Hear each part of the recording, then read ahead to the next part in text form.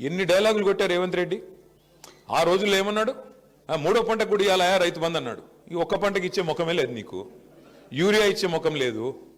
నీకు యూరియా కూడా ఇచ్చేది, యూరియా బస్తా అంట యాప్లో ఇస్తాడంట. యాప్లో, షాప్లో ఉంటే కదా యాప్లో ఇచ్చేది, యాప్లో పెట్టుకోవాలి. మరి యాప్ అందరికి వస్తుందా? వాడినికే వస్తుందా? ఫోన్లో ఉంటుందా? ఫోన్ వాడే తెలివి ఉంటుందా అందరికి రైతులకి?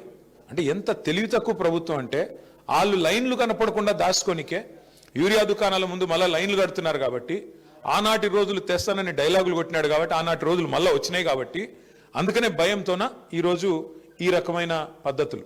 ఎన్ని రోజులు దాస్తావు? ఎన్ని రోజులు దాక్కుంటావు పోలీసుల వెనకాల? ఎన్ని రోజులు దాక్కుంటావు యాప్ల వెనకాల?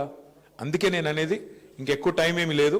ఇంకొక సంవత్సరం, ఆ తర్వాత ఎట్లాగో లాస్ట్ ఇయర్ ఎలక్షనే, ఇంకొక సంవత్సరం మనకు కష్టం ఉంటుంది.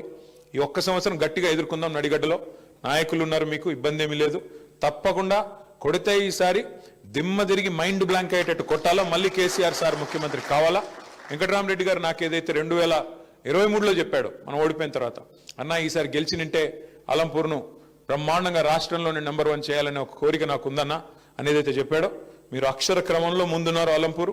రేపు భవిష్యత్తులో అభివృద్ధిలో కూడా నెంబర్ 1గా వెంకటరామరెడ్డి గారి నాయకత్వంలో నించోబెట్టే బాధ్యత నేను అన్న తీసుకుంటాం. తప్పకుండా మీకు గెలిచిన ప్రతి ఒక్కరికి శుభాకాంక్షలు. అట్లాగే ఓడిపోయిన వాళ్ళకు కూడా అభినందనలు, వీరోచితంగా కొట్లాడినందుకు తెలియజేస్తూ మళ్ళొకసారి ఇద్దరు చైర్మన్లకి వైస్ చైర్మన్లకి నేను ఒకటే చెప్తా ఉన్నా, తొందరపడకండి. కూర్చోండి, తొందరపడకండి.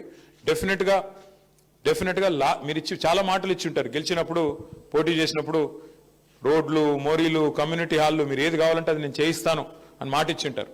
ఎప్పుడైనా గెలిచిన కొత్తలో ఆరాటం ఉంటుంది తొందరగా చేయాలని. కానీ అక్కడ కాంగ్రెస్ వాళ్ళు డబ్బులు ఇవ్వరు, కొంత ఇబ్బంది పెడతారు.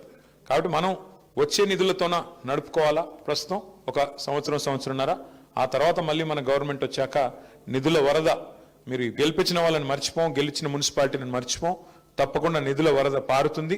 మీ అలంపూరు, ఐజా మున్సిపాలిటీలో బ్రహ్మాండమైన మీరు ఇచ్చిన ప్రతి హామీని నించోబెట్టే బాధ్యత నాదని చెప్పి తెలియజేసుకుంటూ, ఒకసారి గెలిచిన కౌన్సిలర్లు, మిగతా మిత్రులు వారిని అభినందించే కార్యక్రమం పెట్టుకుందాం. Subscribe us and press the bell icon for more interesting updates.